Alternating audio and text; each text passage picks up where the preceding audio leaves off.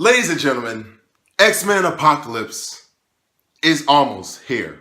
And I'm so excited! I'm so excited! I'm so excited! There's a lot to see. I'm so excited! I'm so excited! I'm so excited! There's a lot of mutants. I'm so excited! I'm so excited! I'm so excited! And from X1, X2, X3, First Class, and Days of Future Past, there's a lot to be explained to bring this X-Men saga to a close.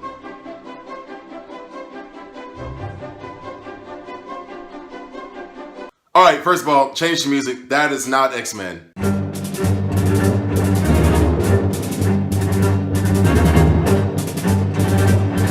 Alright, God, I need a new sound guy. That's not X-Men music either. It's not.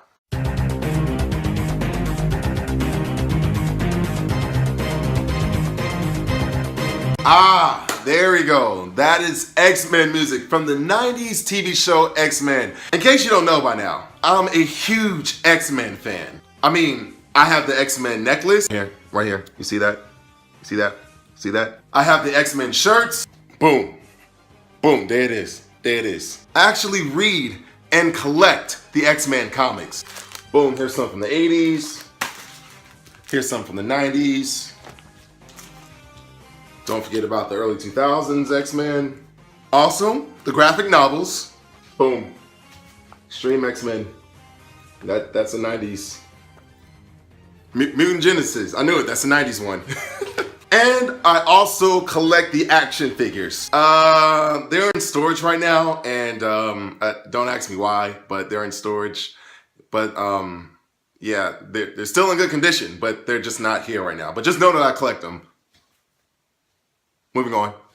So I have a lot of questions this time around about X-Men Apocalypse, about the consistency of all the story arcs from the other movies, about the characters, about the random mutants popping up out of anywhere, and I also have a lot of questions about the future of the X-Men movies. So a theory from a friend of mine said that X1, X2, and X3 did happen. Then the prequel, First Class, happened. Then Days of Future Past happened. But all the stuff that happened in Days of Future Past changed everything in X1, X2, and X3, making it seem like it did not happen at all. That way it can reboot the whole storyline from X1 and X2 and X3 like it never really happened. Now, even if it is a reboot of the whole series, it kind of seems like the whole X-Men saga is taking a step backward in the series. So it's kind of like, why did the other movies happen if you're going to take a step backwards? But it's probably because of all the inconsistencies that happened in X1, X2, X3, First Class, and Days of Future Past. So it all can make sense. And I'm praying that it all makes sense because I waited 3 years for this movie. I'm praying. Okay, so we're gonna throw out that theory for the moment because if it is true, it kind of clears everything up with all the inconsistencies. However, if it is not true and it brings all the X-Men movies together, I have a lot of questions that need to be answered in X-Men Apocalypse. Question number 1. How does Jean Grey, Professor X, and Scott Summers, aka Cyclops, come back to life? Because if you've seen X3, Jean Grey, Professor X, and Cyclops all died. But if you stayed to the end of the movie, you saw that Professor X was reincarnated in another body off the coast of I know this one. I know this island. Yeah, you know what? Forget the island. I'm drawing a blank right now. Fast forward, at the end of Days of Future Past, you see Logan wake up to the current times in which Professor X, Jean Grey, and Scott Summers are all alive. So is there some kind of way in which Professor X worked out a way in which he could bring Jean Grey and Scott Summers back to life? I need that question answered. Second question. As you know, in the comic book series, Mystique and Nightcrawler are mother and son. However, in the movie X2, when both Mystique and Nightcrawler both talk to each other, they both don't recognize each other. Nightcrawler goes up to Mystique, asks him, hey, are you the shapeshifter? The one you can shape to anything you want, even a voice? And then Mystique goes, even a voice? And she walks away like nothing ever happened. So it could be a moment in which Mystique chooses not to tell Nightcrawler at the time that she is his mother. But in the trailers of X-Men Apocalypse, it seems that Mystique is actually bailing Nightcrawler out of a Russian prison? Out of a Russian mutant fight club. So hopefully, if it is in the same world as X1 through X3, that should be explained as well. Because you know what? In X2, it seemed like Nightcrawler and Mystique were around the same age. So I'm not sure when Mystique had time to have the baby and then for it to grow from the 60s to the 80s. And then another question to be asked is, when did Mystique have enough time to have a baby from First Class into Days of Future Past? I mean, did she have a quick pregnancy? Did her mutant powers enhance her pregnancy? Because Mystique was on some serious snapback from that body shape. Mystique looking good. Okay, so as you know by now, that Angel is part of Apocalypse's four henchmen. Henchmen. And at the end of X3, we do see another Angel. I mean, he also had wings, he also could fly, and that's all I can say. So, if we're in the same saga of X1 through X3 for the First Class series, do we have two angels in the same universe? So maybe the Angel of X-Men Apocalypse wants to change his son in X3 so his son won't end up like him. So that means Angel survived. That'd be awesome. Now, speaking of multiple characters in the X-Men universe, I noticed that we have a new Jubilee in X-Men Apocalypse. But don't you remember seeing two different Jubilees in X-Men and X2? So now, if we're all in the same world, that means we have three Jubilees unless somebody's doing some serious time hopping, which we'll get to that theory later on. Also, I noticed in the X-Men Apocalypse trailer, there was a young woman with brown hair with a gray streak in the middle of her hair at the Xavier Mansion. Now, there's only one character in which who that could be. I'm talking about to the R, to the O, to the G, to the U, to the E. Miss Rogue. So, if we're in the same X-Men universe, you're telling me that Rogue was already at the Xavier Institute but somehow lost her way, ran away, and had her mind, I don't know, let's just say brainwashed. And that in X-Men, the first X-Men film of the series, she came back to Professor X not knowing who she was or he was. I hope all of this is making sense so far. Now, in case you don't know by now, Apocalypse is considered one of the first mutants to ever walk the earth. Now, he is also considered very immortal. Now, Apocalypse's powers consist of a lot of things, which include total control of molecules in his body, making it so he can alter his form for whatever suits him. He can change his size. He can grow bigger or smaller. He can turn his limbs into weapons. He can regenerate from fatal injuries. He is able to project and absorb any kind of form of energy. He has telepathy. He has telekinesis. He also has technopathy. He has the power to enhance any other mutants that he wishes. He's extraordinarily intelligent. That makes two of us. And he can also heal other mutants. Now, I'm probably leaving a lot of other things that Apocalypse can do, but that's just a long list already. But those powers are in the comic book. I'm not so sure about the movie version of Apocalypse. I read in an article somewhere that basically he has some of his powers from the comic book, but they kind of taken away a lot of his other powers. Now, in case you don't know by now, Apocalypse has 4 horsemen that does his extra work for him. Now, the 4 horsemen go by the names of Death, Famine, Pestilence, and War. Yeah. What is it? Absolutely. Okay, I'm sorry. Now, in the comic book series, Apocalypse goes through many horsemen, some including the X-Men.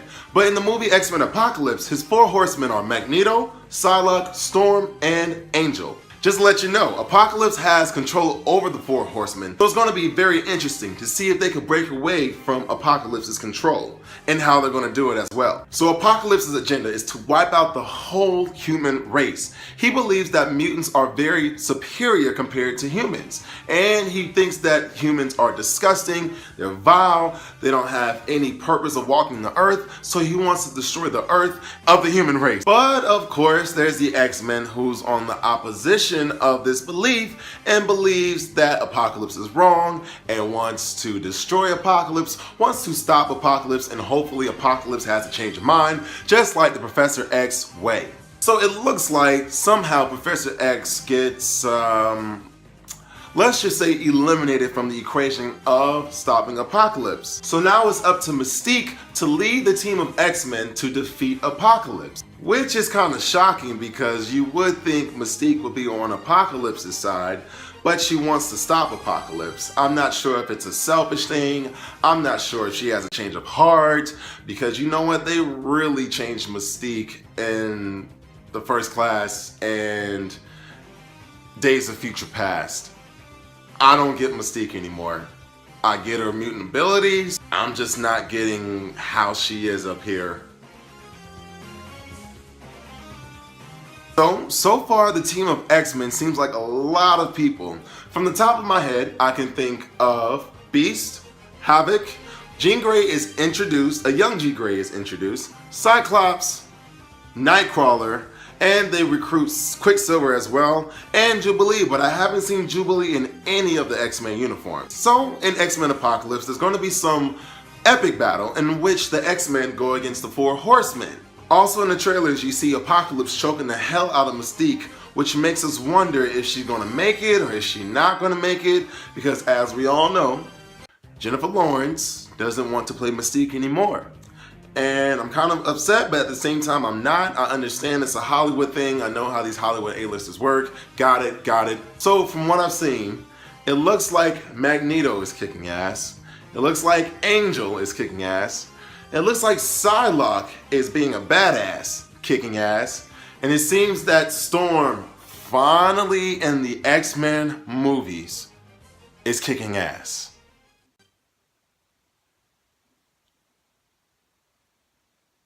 Like, why do they make Storm weak in all the X-Men movies? Like X1, come on, she getting her ass kicked by Toad. Toad would have never touched Storm in the comic books. And X3, come on. Are you telling me some random in the sewers is kicking Storm's ass? I'm not sure if it's the actress's fault. I'm not sure if it's Bryan Singer's fault. But I know whose fault it is that Storm is kicking ass. The one and only Apocalypse. Thank you, sir. Thank you. But I have a theory, I may be wrong, I may be right, we'll see when X-Men Apocalypse comes out, on how the X-Men defeat Apocalypse. So if you want to hear my theory and argue with me about it, go ahead and keep the tape running. But if you don't, I understand, you might as well stop now because I may be right, but like I said, I may be wrong. To me, it seems like the X-Men are very young with their powers in this film and not as strong as Apocalypse or any of his Four Horsemen. So my theory is, if you were to watch Deadpool and if you would have stayed after the credits, he said that Cable will be in the next Deadpool movie. And as we all know, Deadpool, X-Men, and the Fantastic Four are all in the same universe. So there was a video posted in which the actress who plays Psylocke, Olivia Munn, is actually practicing her knife skills with Deadpool actor Ryan Reynolds. Also, it said that there's going to be a Gambit movie sometime soon. And it wouldn't be an X-Men movie without the one and only Wolverine. If you know Cable from the comic book series of X-Men, you know that he does a lot of time traveling. So I believe that Deadpool, Gambit, Wolverine, and Cable come back into time to help the X-Men defeat Apocalypse. Come on, what you think about that? Come on, think about it, come on, go! So who knows? I could be right, I could be wrong. Either way, we're gonna find out once X-Men Apocalypse hits theaters very, very soon. Alright, so with that being said, it leaves me with a lot of questions to figure out what is the future of X-Men. Now, like I said before, if this is all in the same universe as X1, X2, X3, and they don't get rid of anything, it's going to be interesting to see where the next movie will be. However, if they get rid of all X1 through X3 movies, I have a few questions on what the next movie is going to be. Now, I've already read an article about the future of X-Men and it said it's going to take place in the 90s. 90s, kid. So I wonder who the next villain is going to be. I mean, whoever the next villain is, it should be easy because you've already defeated, maybe, Apocalypse. Now I wonder if they're going to explore the Dark Phoenix saga. I have a feeling that in X-Men Apocalypse, Jean Grey is going to tap into her Dark Phoenix in order to defeat Apocalypse. And hopefully finds a way to get it under control, but really can't, which leads into the next X-Men film. Now, Bryan Singer already said that he's into the idea of exploring X-Men into space. With that being said, they might go into the Shire Empire, in which the X-Men will have to go into space, so that would be interesting as well. It's a sad thing to say, but you gotta accept it. A few X-Men will die in this movie. The mutants who I believe that might bite the dust in X-Men Apocalypse are Psylocke, Angel, Havoc, and Jubilee. So that was a lot of ground to cover for X-Men Apocalypse. And hopefully all questions that I have will be answered in X-Men Apocalypse when it comes out very soon. Now, what are some of your questions and what are some of your theories that you have about X-Men Apocalypse? Also, what do you think the next X-Men film is going to be? Now, I hope you are excited as I am about X-Men coming out very soon. However, once we see the movie, I'll be back to discuss it. This is Aiden saying until we meet again, safe travels, and please, please, please, go see X-Men Apocalypse coming out Memorial Day weekend, which is very soon. Or if it's out by now and you haven't seen it, go see it now. Now.